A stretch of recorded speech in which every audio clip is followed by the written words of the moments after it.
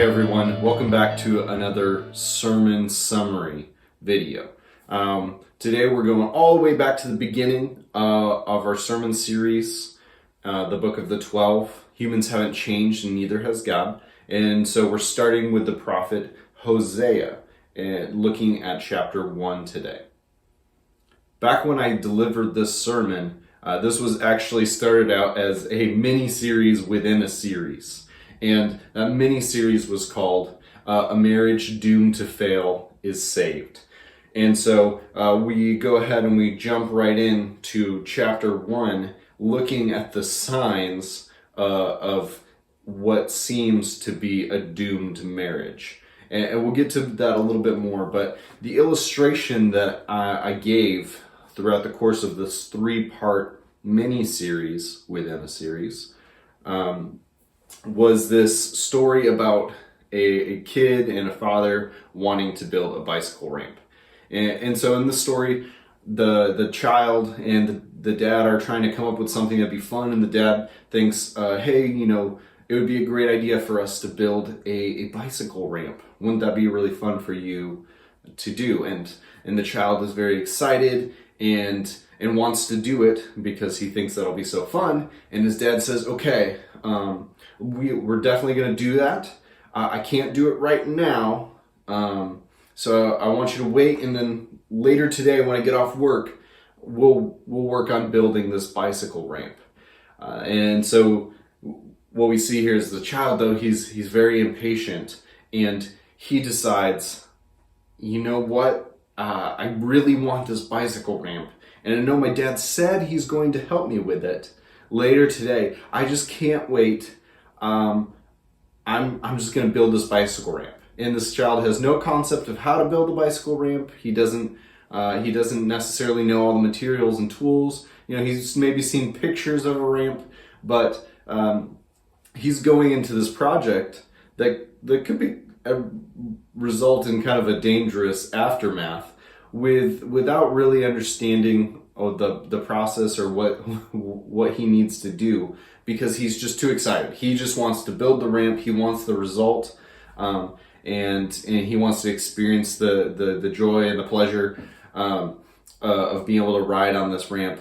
But he cuts his dad out of the process, the one who came up with the idea and the one who knows how a ramp should be built. And so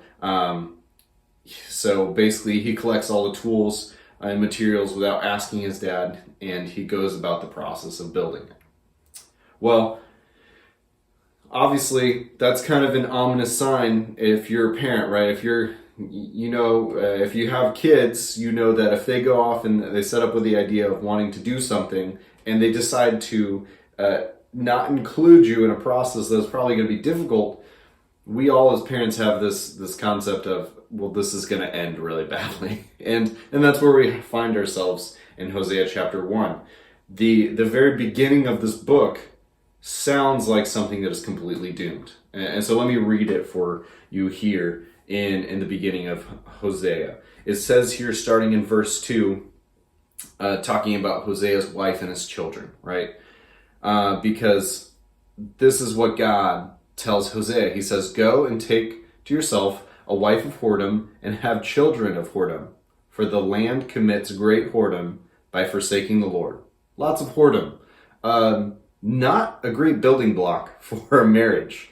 That sounds like a marriage that's doomed to fail if I've ever heard of one, right? Go and take basically someone who's inclined to prostitution. It's not clear whether she's already a prostitute or if she it just has like an inclination towards immorality in her sexual behavior, but not really great odds here for Hosea to turn this into a redemptive marriage, right? This seems like a marriage that's doomed to fail.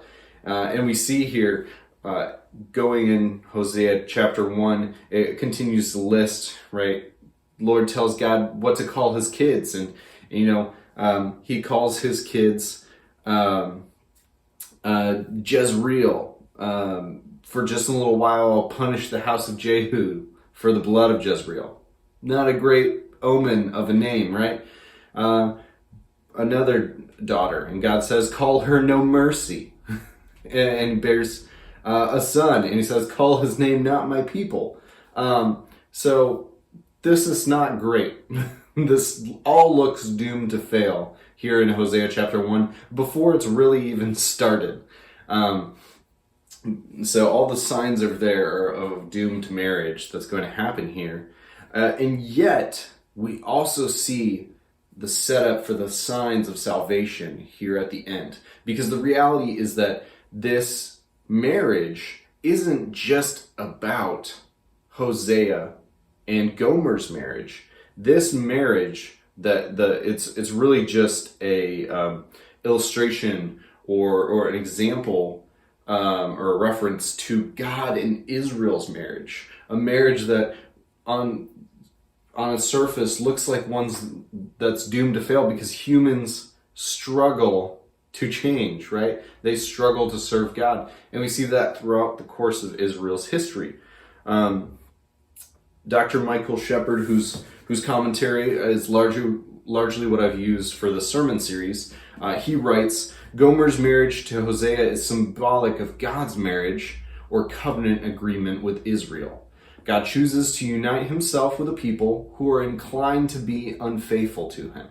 This is not a lesson about marriage as much as it is a lesson about human infidelity toward God and about divine faithfulness towards humanity.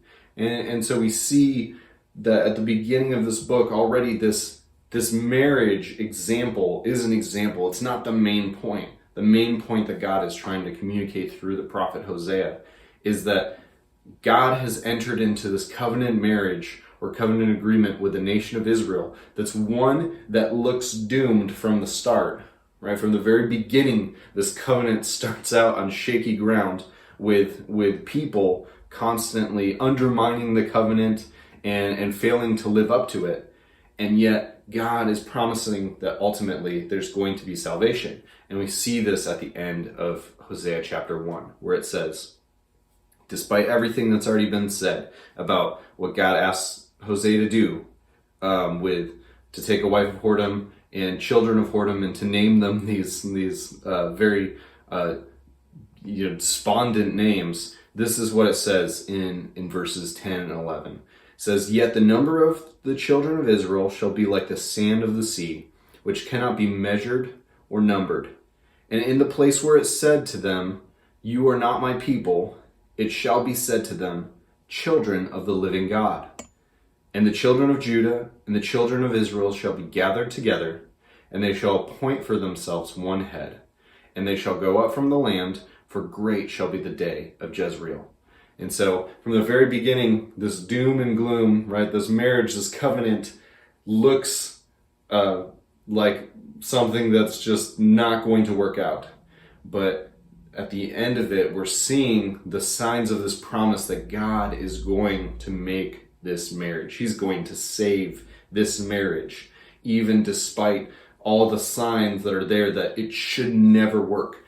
And that's really where we learn about the character of God, is that he is someone who faithfully enters into agreements with humans, and with the intention of saving them, right? It's not up to the power of the humans to uphold the covenant.